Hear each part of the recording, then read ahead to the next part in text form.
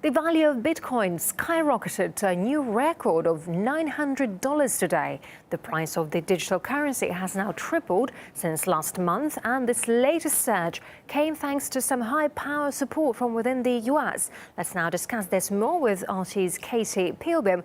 She joins me now here in the studio. Hi there, Katie. So amazing growth, and it's going from strength to strength. Yeah. Tell us more, please. A lot of this is because of what's been spoken about in the US Senate, ironically, in the last couple of days.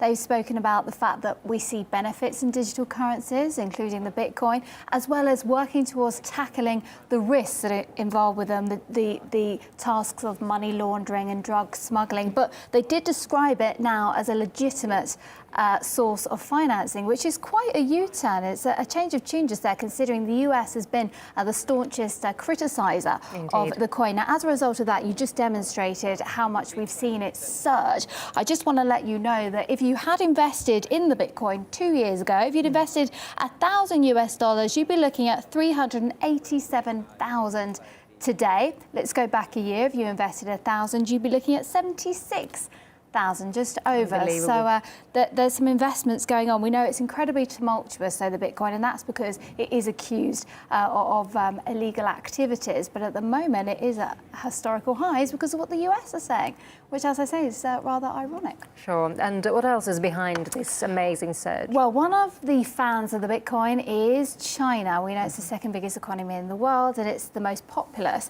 and so much so that it's been used in real estate transactions recently. They've given it the thumbs up. We know that Chinese people traditionally are savers. They're saving their money in Bitcoins as well. So this is rather encouraging that China are using this as a source of payments. All right, Katie, thank you very much indeed for that update. We appreciate it. Thank you. And Patrick Merck, General Counsel for the Bitcoin Foundation, believes the government should not burden the digital currency with new regulations. If you're operating a Bitcoin service company, most likely you fall into an existing regulatory framework. If you're building securities around Bitcoin, then most likely that use of the protocol will have you regulated by the Securities and Exchange Commission. If you're using it as a money service, then most likely you're a money service business. Those are highly regulated businesses and industries today. So there's not a need for new regulation in the space.